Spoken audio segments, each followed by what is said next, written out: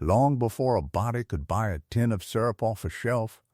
bright and cheap by the case, and good a year on the shelf, and never once wonder what the sweet had touched on its way into the can,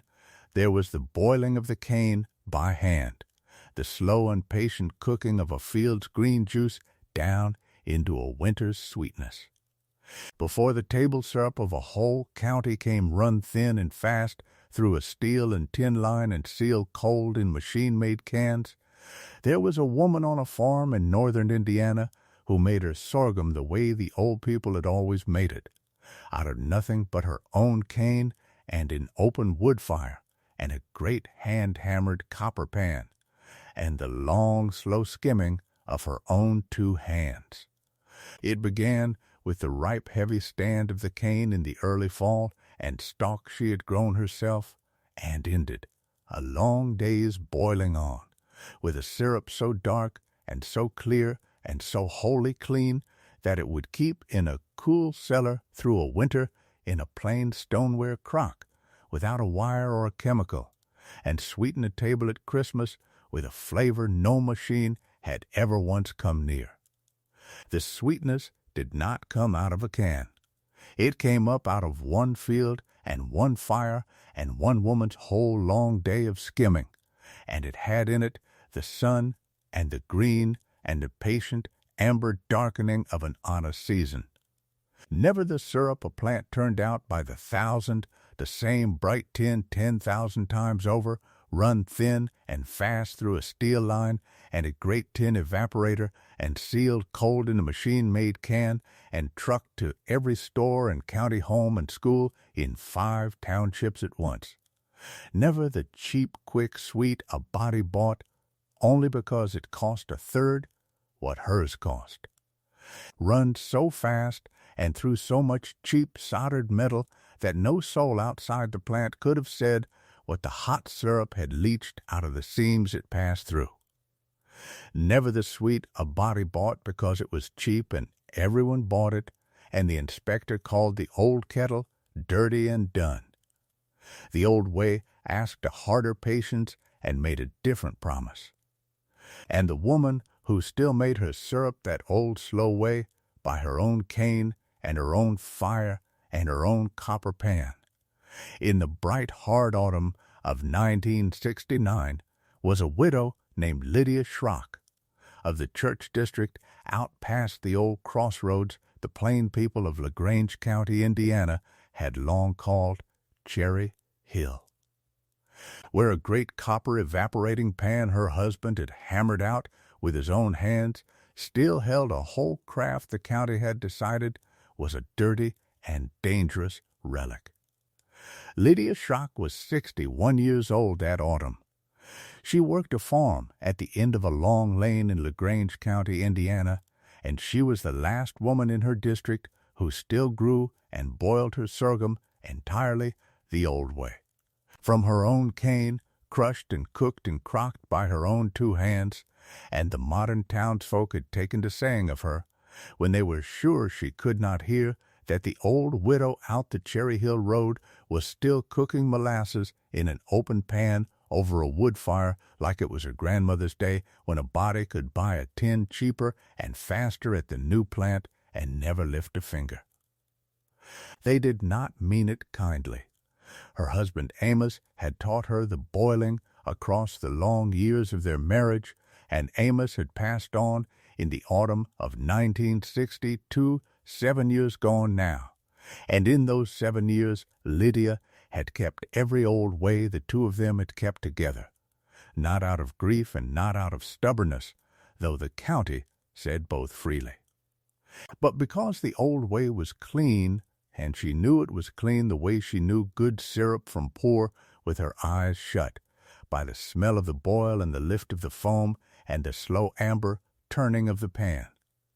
She rose before light. She lit the lamp and went out across the dark dooryard and saw to the stock in the cold, and then in the boiling season. She walked out to the cook shed at the edge of the cane field before she did another thing, the way another woman might step first into a quiet church, and stood a moment in the cold morning dark that smelled of cold ash and green cane,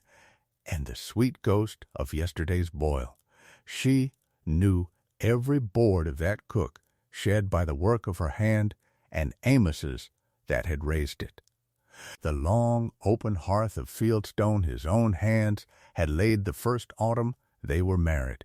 set low and wide to take the great pan over a slow, even fire. The split wood ricks and the skimming trough. The plain stoneware crocks ranged along the cool back wall, waiting empty for the season.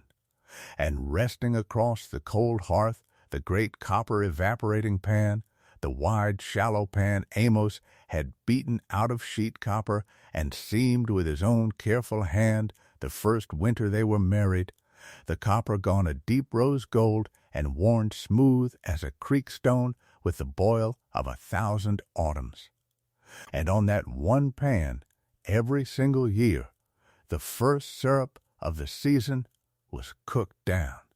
Not one thing in that shed had ever come out of a factory, and nothing in it had ever once made a body sick. A man named Roy Calhoun did not believe in the open kettle. He ran the new county syrup and canning plant on the edge of the county seat, 53 years old. A brisk, hearty man in a checked sport coat and a narrow tie with a quick smile and a quicker head for what a thing cost to make and what it brought, who believed in the modern food trade down to the soles of his shoes. He believed, with his whole training behind the belief, that the new bottling line had finally made good table syrup cheap and bright and safe, and that a woman still boiling in an open pan over a wood fire and putting it up in crocks with a cork was a sweet relic who had not yet done the arithmetic. He had come out Lydia's lane twice that year, the first time to ask whether she would boil a few crocks of her old-style sorghum for him to sell to the tourists as a curiosity, and the second in the bright cool of October. With a bright tin of his machine made syrup held out before him, and a look Lydia had seen on a certain kind of man her whole life long. "Mrs. Schrock," he had said, holding the bright tin out the way a man holds out a thing he is proud to be selling, "I'll be plain with you, because it's good business to be. We run a syrup like this through the line at the plant in an afternoon, where you take a whole long day at a fire. We bring the cane and the corn blend in by the ton, run it through the evaporator and clear it, and seal it cold in a clean tin, and it's capped and on the truck by supper, and I sell it to the new county home and the school and every young family for less than a third what one of your crocks would cost me, and they cannot get enough of it. I don't say it to be unkind, but the state man himself will tell you that old copper pan of yours, open to the smoke and the air, and those crocks with nothing but a cork and a bit of wax, is exactly the kind of thing the new rules were written to do away with. The kind thing, the modern thing, is to let that old kettle go. And let me sell you a clean, bright tin of syrup any week of the year for what it cost you to grow one." Lydia had not argued with him, for she did not argue with men who had already decided. She stood with one hand flat on the cold rose gold rim of the great pan and let Roy Calhoun say all of it. And when the man had run out of words, she said only this: "It is quick, Mr. Calhoun, I will grant you that, and it is cheap. The question is not how fast a syrup is made, nor how cheap. The question is what it touches on the way into the tin, and whether the man making it could tell you to the grain what the sweet has carried out of his machine, and whether it will keep faith with the body that eats it. You have made a syrup fast. You have not yet made me one I would set before my grandchildren without asking what your line ran it through." Roy Calhoun had not the faintest idea what she meant, and he had smiled the way a man smiles at a thing he has given up trying to sell, and left a bright plant circular on the pan rim, and driven back down the long lane shaking his head at the stubbornness of the old widow who would not be brought along into the present age. This is the place to say plainly what this channel is, here near the start, because all the rest of this story belongs to the kind of person who will already understand it without being told twice. This is a place for the ones who have watched somebody quiet and unfashionable get written off by every person who was supposed to know better, and who held to a small and private and stubborn faith that the patient one and the careful work would be proven right in the long end of things. If that is the kind of story that studies something down deep in a person, then this is the channel that tells it, one week after another, and the ones who stay are exactly the ones it was built for. So this is the moment to subscribe, and then to stay all the way to the end of this one, because the end is the part most worth the keeping. There were others who agreed with Roy Calhoun, and they were not all strangers to her kind. There was Glenn Pruitt, the state food inspector for that part of Indiana, a trim and certain man of 48 in a dark uniform shirt with a badge, who drove the county checking the food makers against the printed rules, and who carried a genuine belief that he was protecting the people from the dirt and the danger of the old uninspected ways. He had nothing personal against Lydia Schrock. He had a code book, and the code book said that a sweet made for sale must be cooked under cover in a clean room a man could hose down and sealed in a proper inspected can, and an open copper pan boiling under the smoke of a wood fire, and crocks closed with a cork was, by every line of his book, exactly the kind of thing a careful man was bound to look hard at and shake his head over. Glenn Pruitt came out Lydia's lane that October, sent by a complaint he would not name, and he walked the cook shed and the cellar with his clipboard and his pen going, and he was not cruel about it, only certain. He looked over the open pan and the wood smoke and the crocks ranged along the cool wall. And he wrote, and he told her, kindly enough and with all the weight of his office, that an open pan boiling under the smoke of a fire was a plain breeding ground for dirt, that syrup put up in crocks under a cork was the very picture of what the new rules were written against, and that if she ever meant to sell so much as one crock across a counter, she would have to give up the kettle and the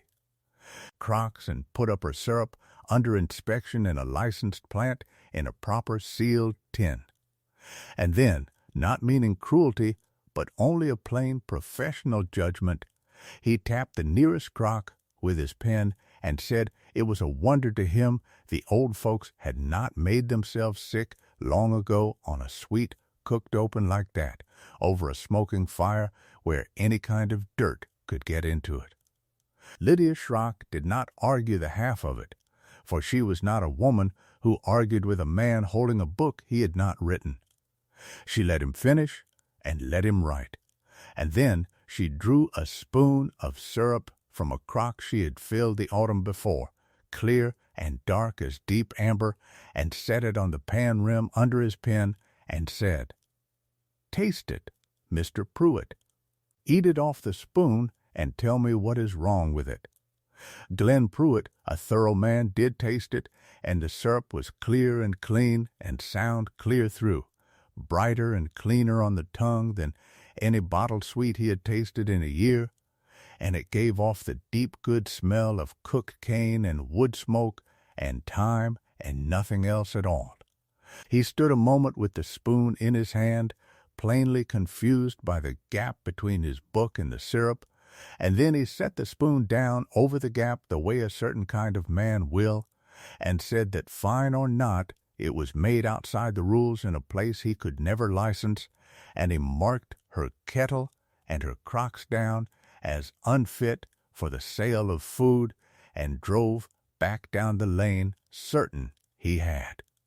done his job. And there was Mervyn Hochstetler raised plane down the road and gone across to a progressive church that allowed the car and the electric line, who had no patience left for the old ways he had been at such pains to leave behind. He bought his family's table syrup from Roy Calhoun's plant the year it opened by the case and was proud to say it. And he was not content to leave old Lydia Schrock to her kettle in peace. He stood at the feed mill that autumn and announced, loud enough to carry to the scale house, that his old neighbor out the Cherry Hill Road was still cooking molasses in an open pan like it was 1890, and that it was no wonder at all.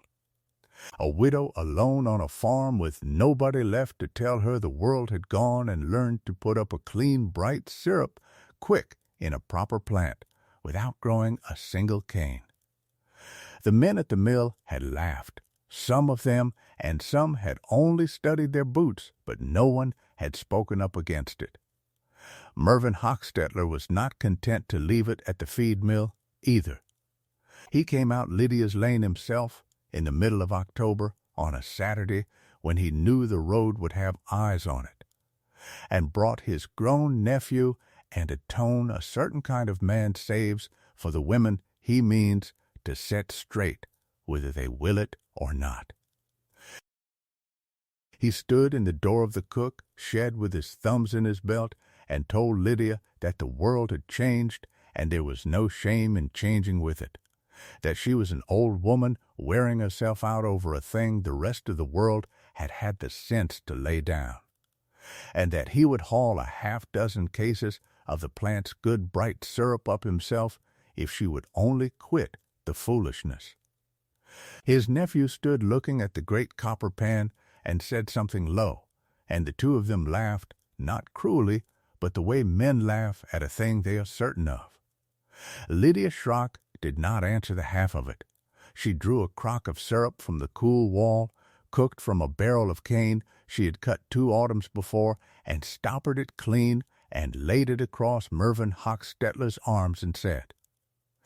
"This came off this farm, Mervyn, off ground that lies the same as your father's ground, cooked over nothing but a wood fire in a copper pan and skimmed clean by hand, and there is not one thing it touched on the way into this crock that I could not name to you down to the metal. Take it home and keep it the winter before you tell me to quit." Mervyn Hochstetler hefted the crock once, and a thing moved behind his eyes that might have been a memory of his own mother's cook shed, and then he set it down on the pan rim and said, "Well, suit yourself, Lydia," in a harder voice than he had come with, and drove down the lane,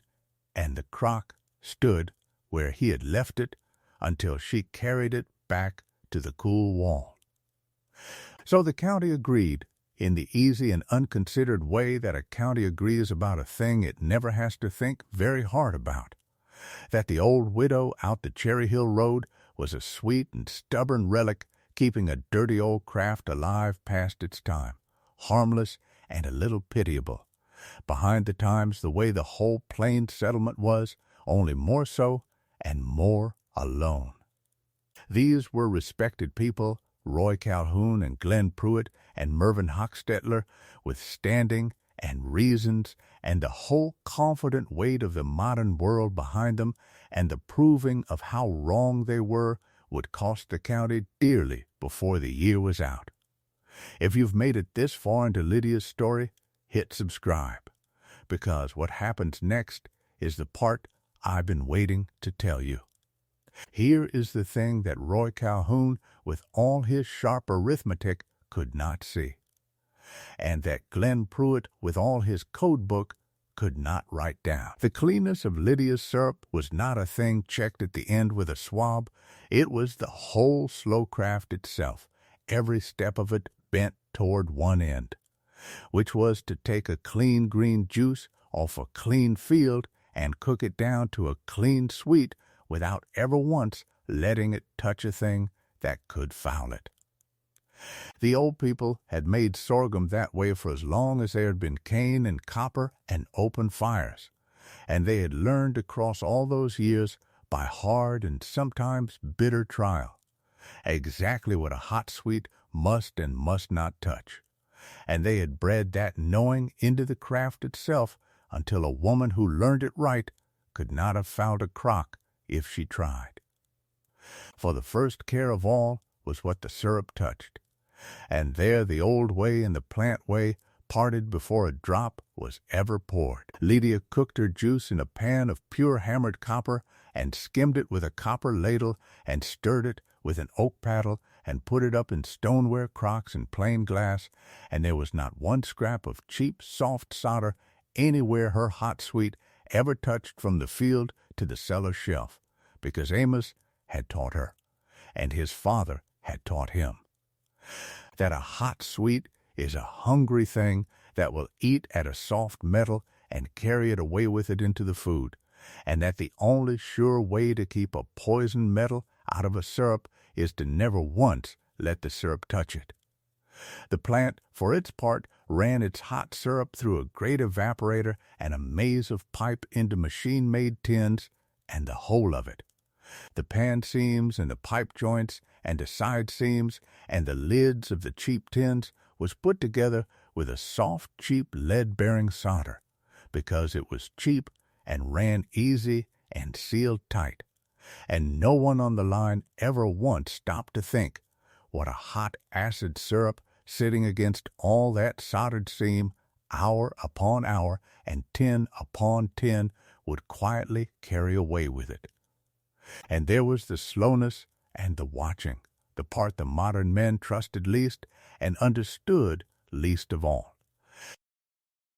Lydia cooked her syrup slow over an even fire and stood over it the whole long day, skimming the green foam off as it rose, reading the boil by its color and its smell and the way the syrup sheeted off her ladle, and she drew it off into the crocks the moment it came right, and not a minute passed. The plant did not watch its syrup. It had no time. It ran the juice through hot and fast and let the machine seal it, and trusted the bright, clean look of the tin to stand for a cleanness no man on the line had truly watched, and the side seam and the lid solder did their slow, quiet work on the sweet inside in the dark of a sealed can where no eye would ever see it,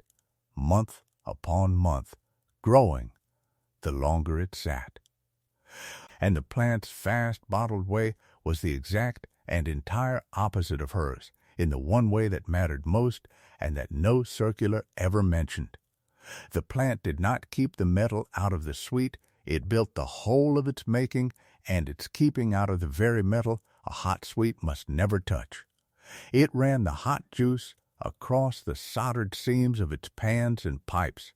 and then it sealed the finished syrup into cheap soldered tins, so that the metal leached in slow and even all the long while the tin sat on the shelf, and the longer a body kept the bright, cheap tin, the more of the poison was in it. The whole deadly difference was that the old way could not put a poisoned metal into the sweet if a body tried, for there was no soft solder in it anywhere at all. Only copper and oak and stoneware and fire, while the fast, cheap way leaned its whole making and its keeping on a soft lead solder run through every joint it had, so that every tin off the line carried a little of the metal, and the longest stood tins carried a great deal, and not a soul could see it or taste it or smell it until it was already in the blood. The slow way kept the poison out at the door. The fast way let it in at every seam and hid it under a bright, clean tin. Lydia Schrock knew the danger of a hot sweet against a soft metal the way she knew the back of her own hand. She kept nothing in her cook shed that the syrup touched but copper and oak and clean stone, because Amos had taught her that the moment a hot sweet is let to sit against a soft, cheap metal, it begins to eat the metal and carry it off into the food where no eye can find it. She had heard, that autumn, that the new plant ran its whole line and sealed its tins with the soft, cheap solder, and the hearing of it had sat cold in her stomach. For she knew that a hot acid sweet run through that much soldered seam and sealed up against it would carry the metal away a little at a time into every tin, and that a poison a body cannot see or taste is the cruelest poison there is, because no one is watching for it until the harm is long since done. To understand why Lydia would not be moved, a body has to go back to the first boiling of her marriage, to the autumn of 1932, when she was a young wife of 24, learning the craft at her husband's side at that same open hearth. Amos Schrock had been a sorghum maker the way his father and his grandfather had been before him, and across that first season he taught her it all.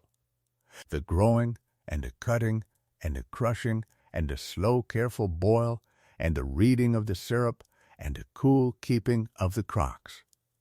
He had beaten out the great copper pan himself and shaped the copper skimming ladle to her hand that first winter,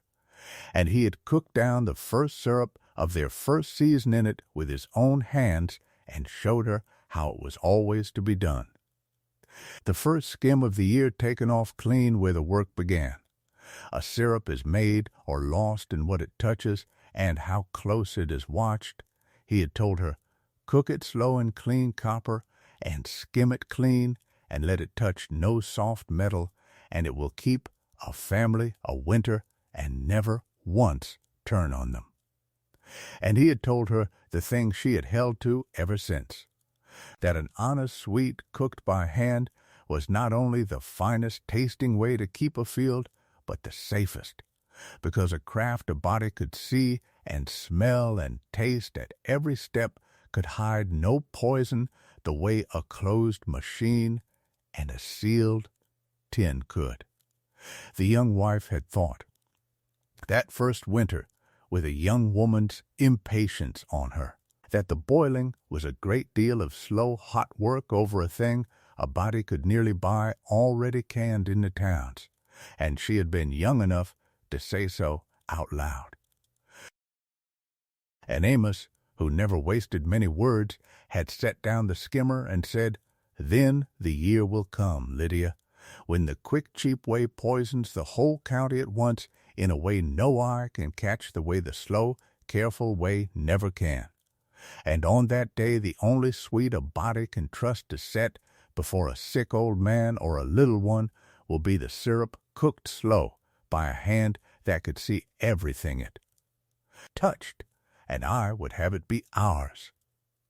She had not understood it then. She boiled the syrup at his side for 30 years, and somewhere in those years the understanding came to her,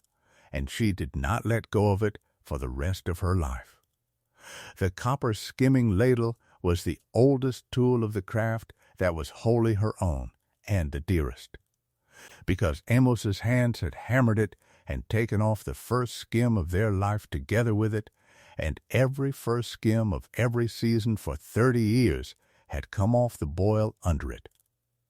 And when Amos died in that autumn of 1962, with the year's cane already standing cut and ready in the field, Lydia had gone out to the cook shed the morning after the funeral, alone, and laid her hand on the cold rose gold copper of the ladle, and stood a long while looking at it, and then she had lit the fire of that year's first boiling as he had taught her, and cooked the juice down in his pan with her own hands, and took off the first green skim with his ladle, and had not let the fire stand cold a single season since. Every autumn since, she had boiled the syrup a little slower each season, her hands aching a little longer into the heat, and taken off the first skim always with Amos's ladle, and drawn off the crocks, clean and clear a winter later. On the hardest mornings of that hard autumn, when the talk of the whole county seemed to press in at the cook shed door, she would lay her hand flat on the rose-gold copper of the ladle, worn thin at the lip by 30 years of her hand and his, and she would touch it the way another might touch a photograph of the dead. To understand how a sorghum of that kind was truly made, a body has to follow it through the whole making of it, because the making was never the one quick afternoon the county imagined. It was the better part of a season, and it began in the long green growing of the cane in the summer. Lydia grew an old field of sorghum cane from seed Amos had kept and grown out year on year, sweet, thick, stalked cane the way a good syrup wants it, and the cutting came on the bright, cool mornings of the early fall, when the seed heads had darkened and the sugar had come up in the stalk. And she stripped the long blades from the canes by hand and cut them low, for the old people knew that a sorghum is only ever as clean as the cane it is cooked from, and she let no sour or frostbit or rotten stalk near the mill. Then came the crushing and the boiling, the slow, patient heart of the whole craft. She crushed the cut canes for their grain juice in the wooden cane mill Amos had built. A horse walking the long sweep round and round to turn the rollers, the pale green juice running off into a clean tub, and she strained it clean of its trash through cloth and carried it to the great copper pan over the slow even fire. And then she stood over it the whole long day and cooked it down, skimming the rising green foam off, careful with the copper ladle, and casting it into the trough. Hour upon hour, never rushing the fire, for a syrup cooked too fast scorches, and a syrup cooked slow and skimmed clean comes off bright and sweet. And as it cooked, the green juice darkened and thickened and cleared, foam upon foam skimmed away, until it came at last to the deep clear amber of a finished sorghum, and she knew it was done by the way it sheeted thick and slow off the lip of the ladle. Then she drew it off the fire the moment it was right, and let it settle and cool, and she put it up. Then, in the cool dark of the cellar, came the plain keeping, the part the county thought was no part at all. She filled the clean stoneware crocks and the plain glass jars with the cooled syrup, and closed them with a cork and a seal of clean beeswax, and set them along the cool cellar shelf. And the syrup kept of itself, for a clean sorghum cooked down thick is its own keeping, and wants no wire and no chemical and no soldered tin. And a sweet that touched nothing but copper and oak and stone going in will sit a year on a cellar shelf and come off the crock at Christmas exactly as clean as it went in. And there they kept through the whole turning of the winter, never needing a chemical or a worried thought. That was all the craft, begun in the green of the summer and finished in the cool of the cellar, and it could not be hurried and could not be faked, and at the end of it stood a row of dark clear crocks that had the whole field and the whole season cooked down into them. And they would sweeten a family at 100 suppers, and never once, on any Sunday of any year, turn to poison against the bodies they were meant to gladden. Down in the county seat, the modern trade did as it always did, which was to say, the plant ran its line, and Roy Calhoun sold the bottled syrup by the case. The cheap cane and the corn blend came in by the ton, and were run hot and fast through the great soldered evaporator and the soldered pipe, and sealed cold into the cheap soldered tins, and the bright table syrup came off the far end an afternoon later, and was cased and trucked back out to every store and the new county home and the school across 5 townships, and hardly a buyer ever asked the one question that mattered, which was what the hot sweet had touched on its way into the can. The county filled its pantries and its lunchrooms with the bright, cheap tins, season after season, and never gave a worried thought to any of it, because it had never seemed to fail them, and the price was right. Mervyn Hochstetler bought it for his family by the case, and stood at the mill and called the old widow's kettle a dirty waste of a good woman's years, and most of the county quietly agreed with him.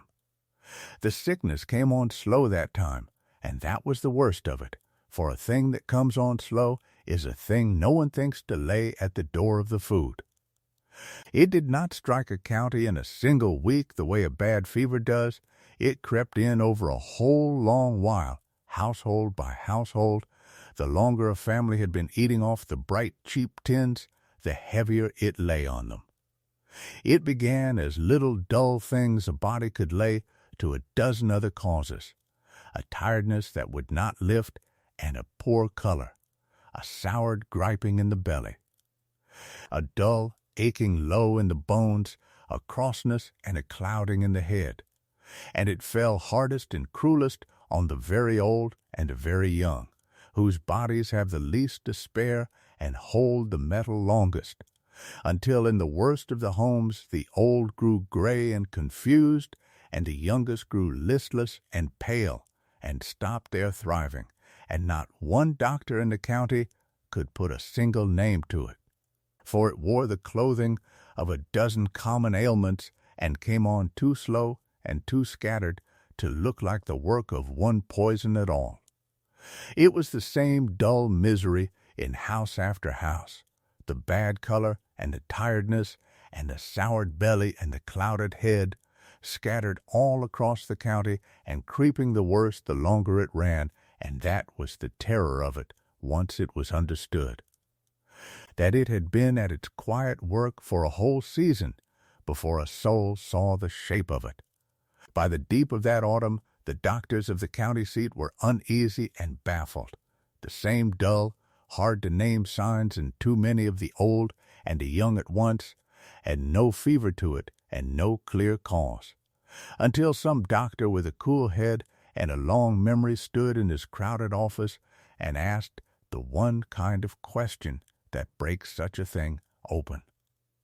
which was not what had these people caught, but what had the sick ones, and only the sick ones, been taking day after day that the well ones had not.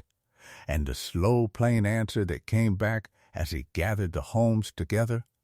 was the new bottled syrup, the bright, cheap tin on the pantry shelf, eaten the longest and the heaviest in just exactly the homes that were the sickest.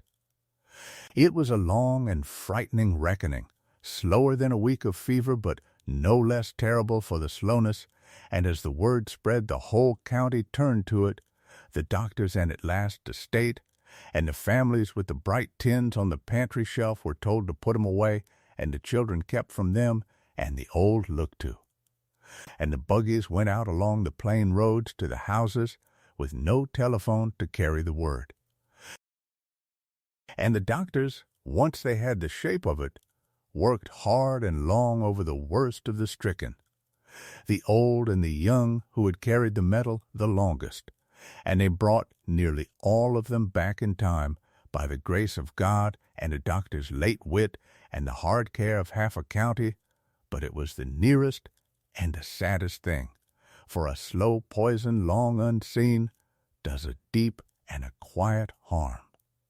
And the county came that hard autumn within a hair of losing its old and its young together to a thing it had carried into its own pantries by the case. And it was, every bit of it, the cheap quick syrup the whole county had trusted, the modern sweet run hot and fast through a soldered line and sealed in a cheap soldered tin. The very thing that had been called clean and safe and modern, the thing the inspector's own book had blessed and the old woman's kettle damned. No eye had caught it, and no nose had smelled it, and no tongue had tasted it, because the one thing the fast, bright way had built its whole making out of was exactly the soft poison metal the old craft had been built to keep out.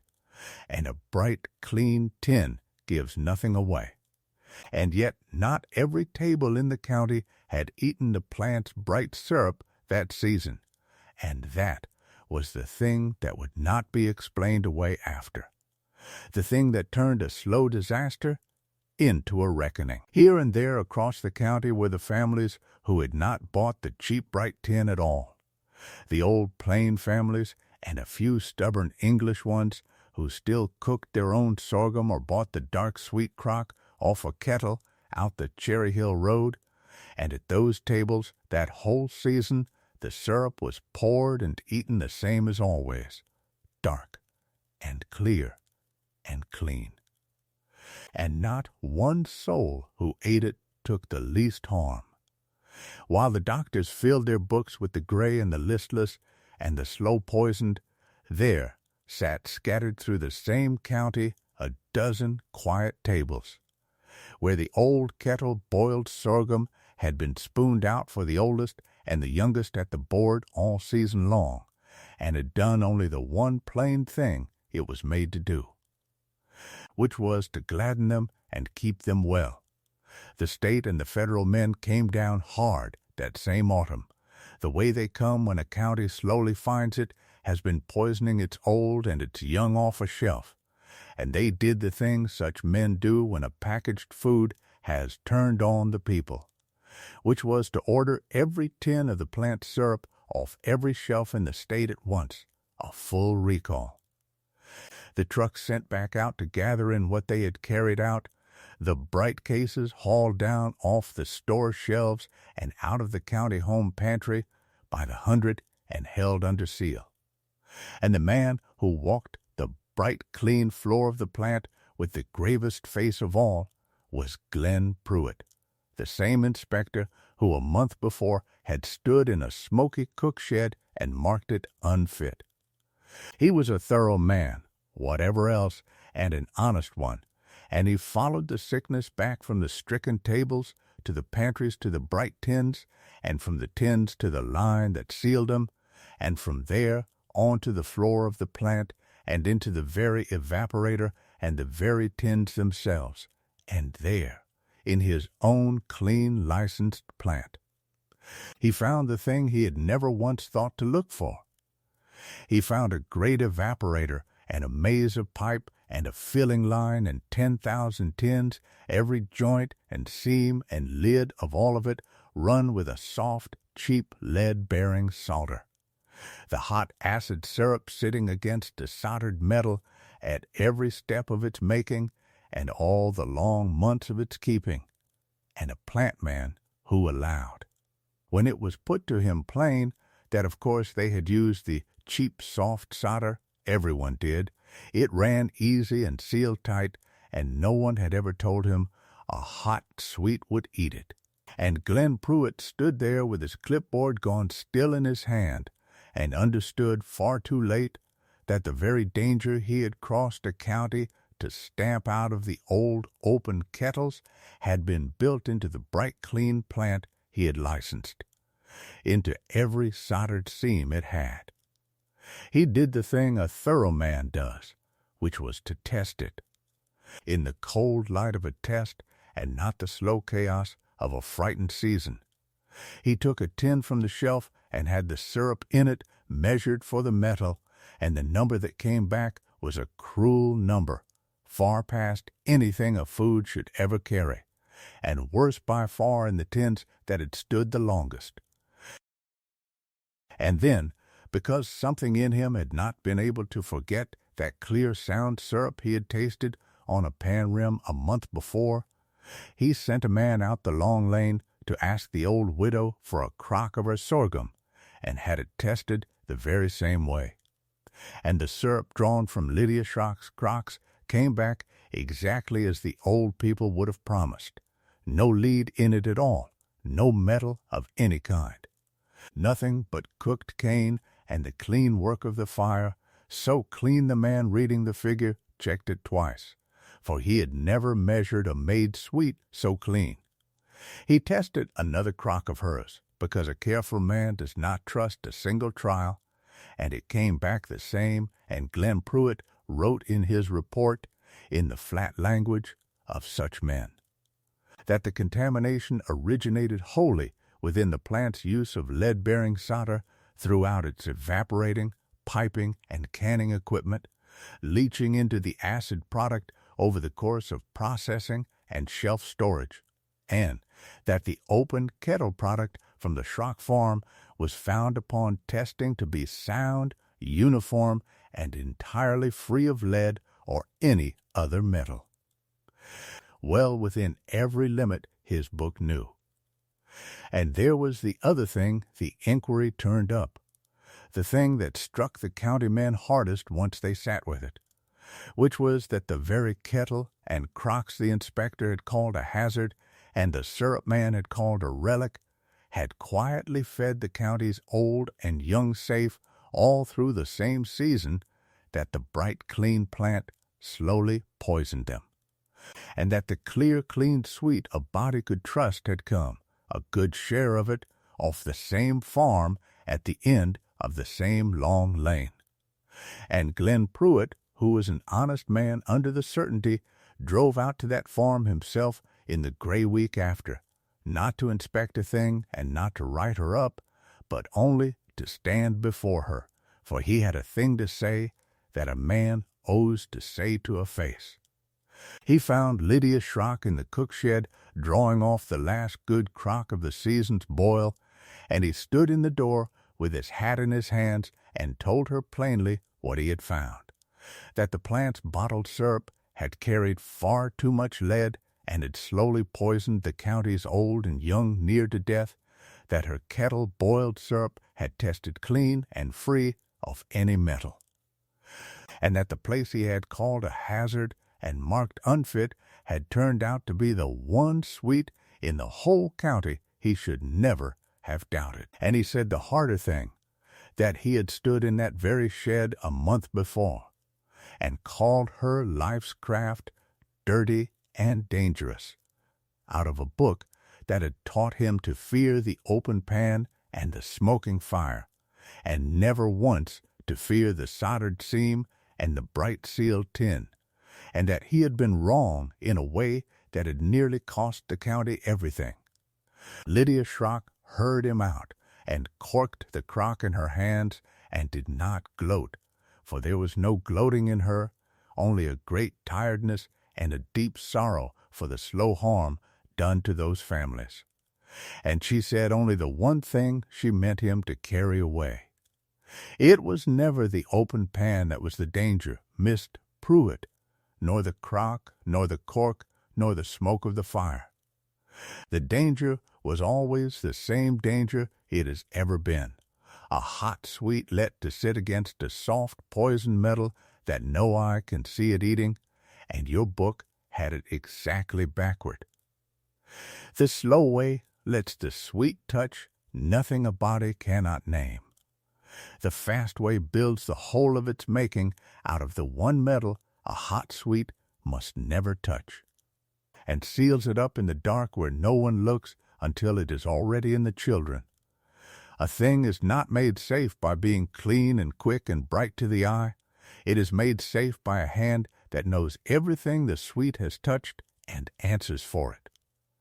The vindication, when it came, did not come as a single ringing moment, and Lydia would not have known what to do with one if it had.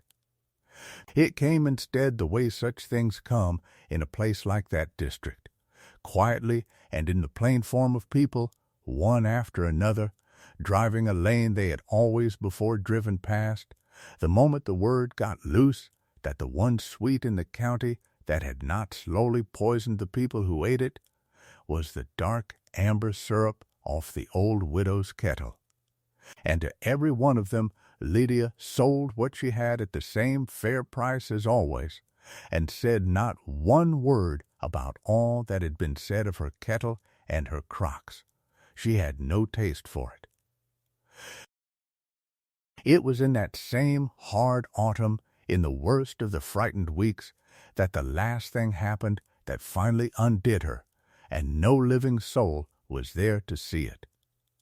The man from the county paper had asked whether her husband had left any written account of the boiling, and so Lydia had taken down the old cedar box where Amos had kept his cane notes and his figures dry, and under the worn papers.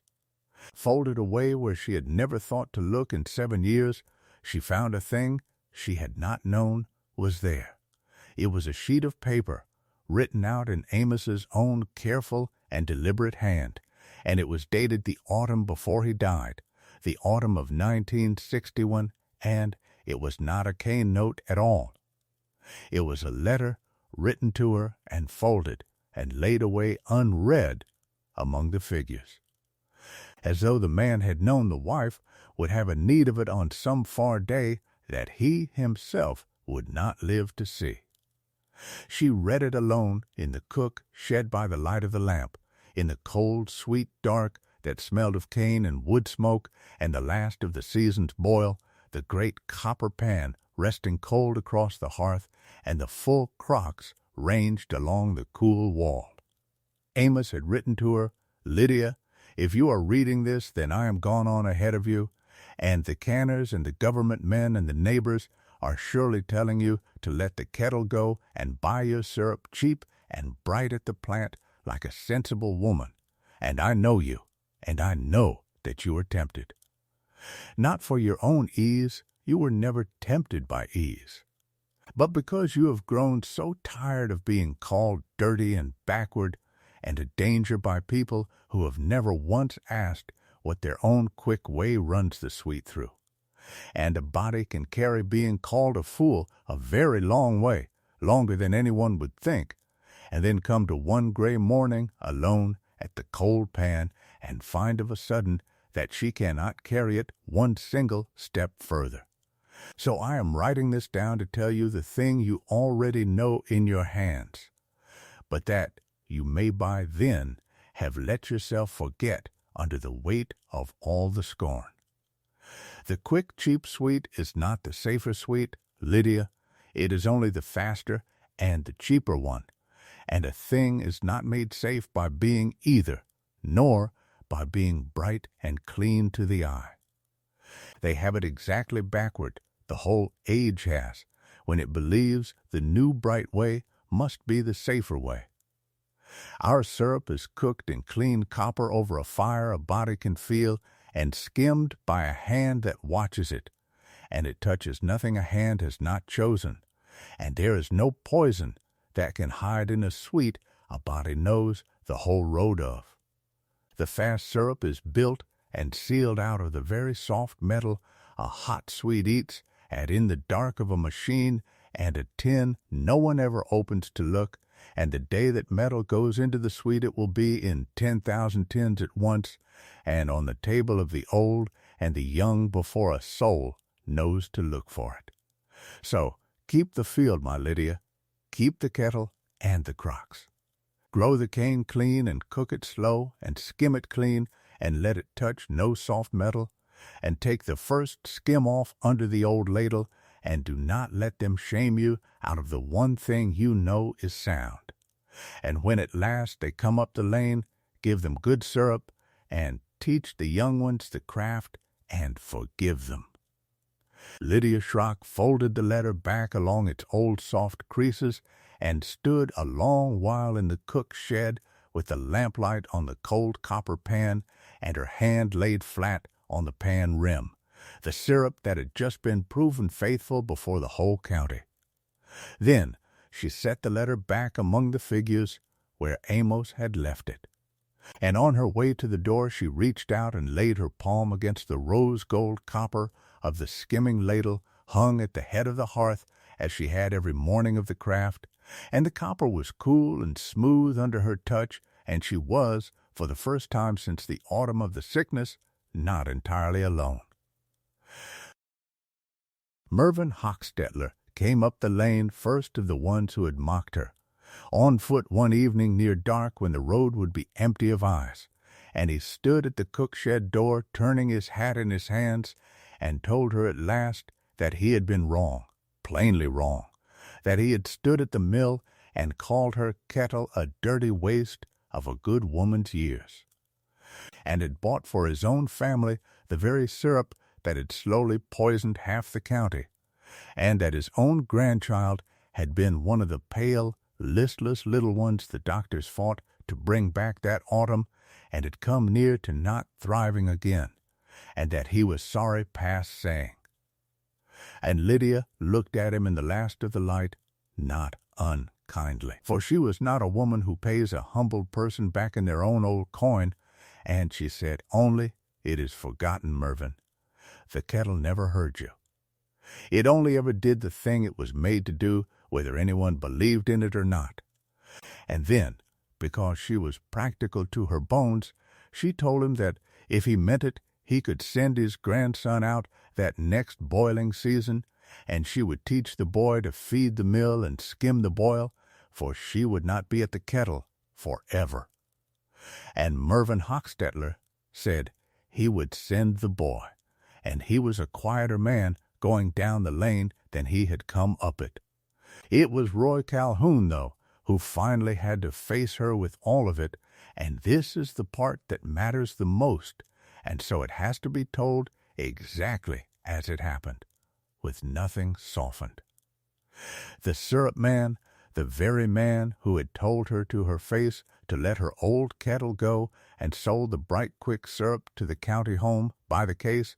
came up her lane in the last gray week of that autumn. He had walked the dining hall of the county home where the old folk had gone gray and confused at the tables, and sat in the doctor's offices where the people he had sold to had been brought back slow from a poison no one could at first name. And somewhere in those gray weeks he had come to understand, far too late for any comfort in it,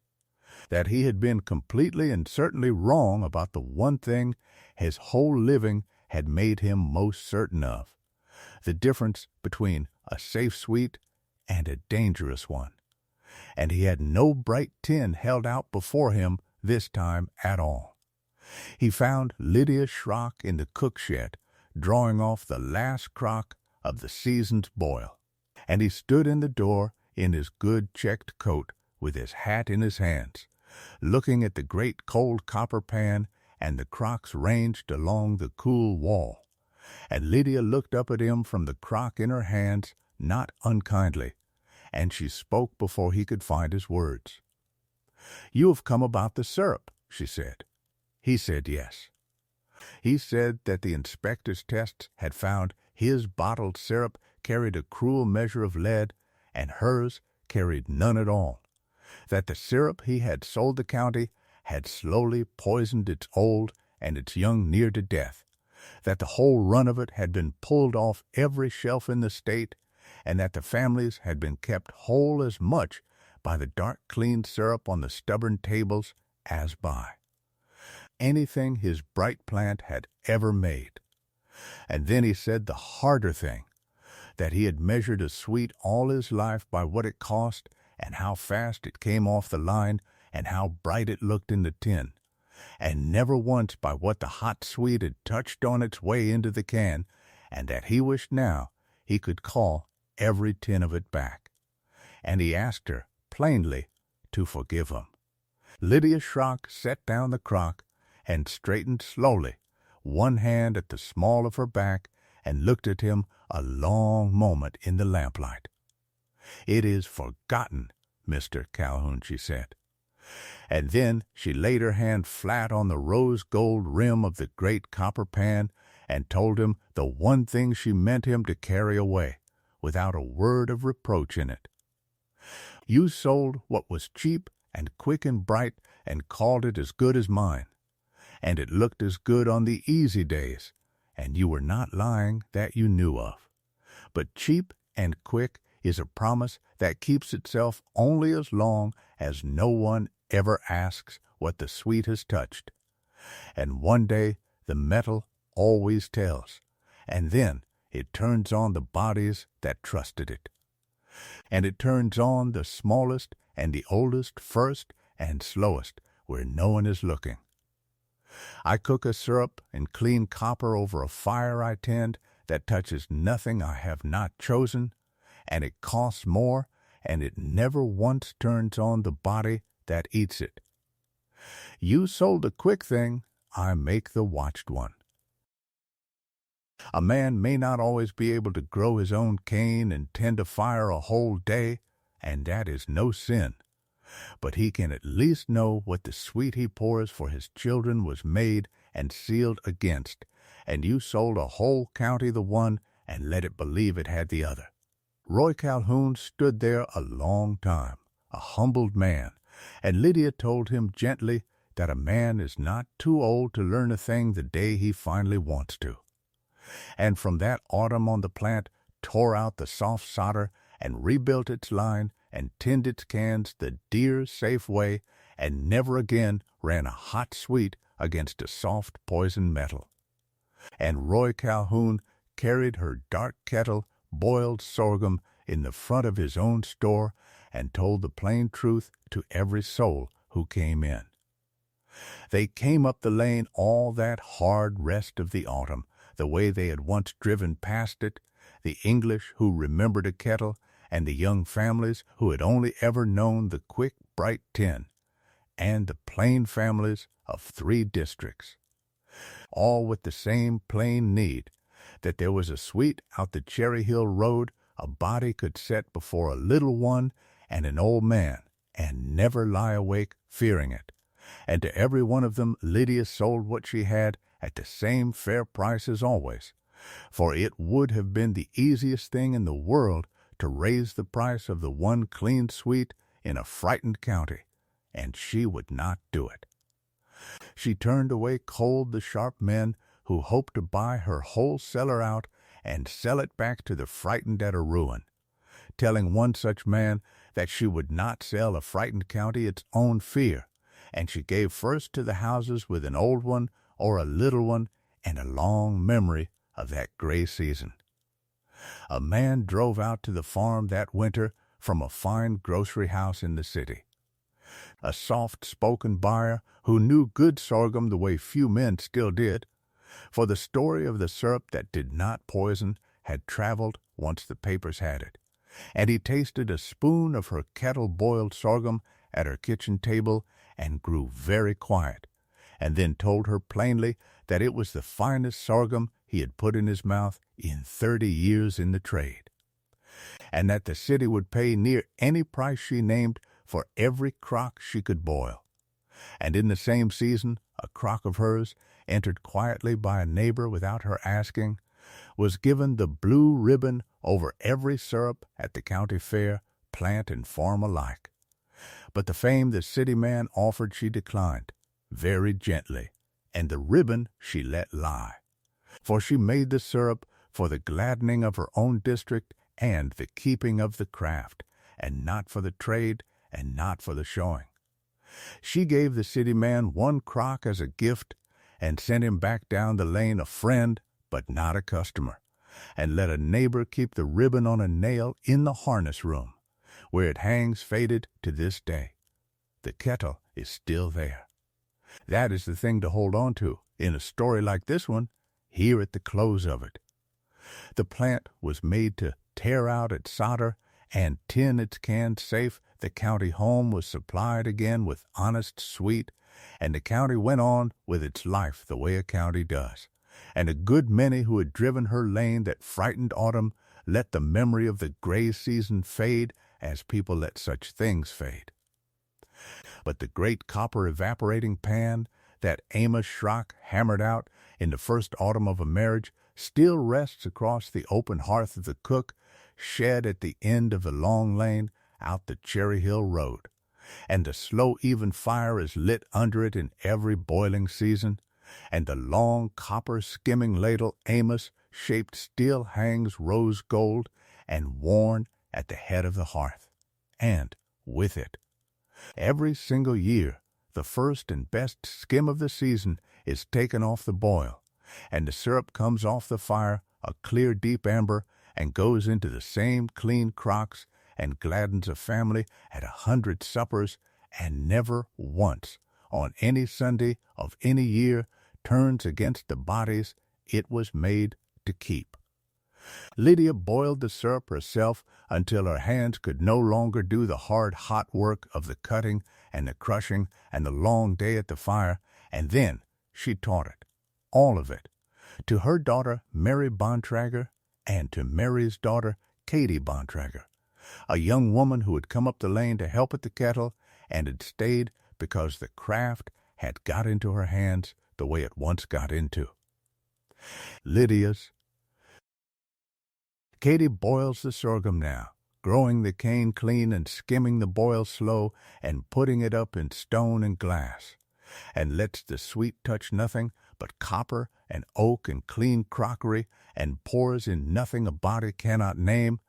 and on the day of her own first boiling, she reached out and took the first skim off under Amos's old ladle the way she had been taught. And she has not once had to ask a soul to certify that her syrup was safe, because the work answers for itself, on the easy Sundays and the hard one alike. The copper ladle still hangs rose gold and worn at the head of the hearth between the seasons, cool and smooth to the hand, worn thin by the grips of better than half a century, waiting the way it has waited the long years for the next careful pair of hands and the next bright, cool, boiling morning.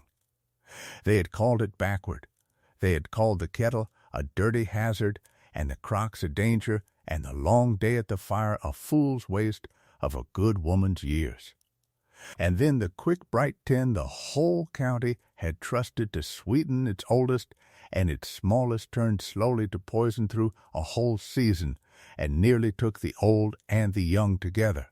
and was pulled off every shelf in the state, and the only sweet that did not turn on the bodies that ate it was the dark amber syrup one old widow had cooked slow by her own hand in her late husband's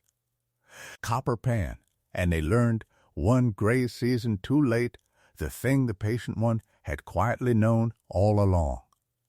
A quick thing keeps its bargain only as long as no one ever asks what it was built and sealed against. A watched thing keeps its bargain on the very day the cheap and the hidden tells at last, and a body has nothing left to lean on but the care that was put in. Good food is not a price a body pays once at the counter and forgets. It is a thing grown slow off a clean field and cooked down by a hand that knows everything the sweet has touched, carried faithful through every easy Sunday against the one hard season that always comes at last to ask of a thing what it was truly made of. So here is the question to carry out of it. If the whole county had called your one quiet certainty a dirty and backward thing, and the quick new way were right there on the shelf for a third the money, with every respected man in the county and the state's own inspectors swearing it was cleaner and safer, would you have let the fire go cold at last just to be finally done with all the scorn? Or would you have kept on growing the cane clean and skimming the boil slow and standing the long day at the fire through the bright cool mornings, on nothing but the faith that the work of your own hands would keep faith with the people who trusted it and waited out all the easy autumns for the one bitter season that would prove it?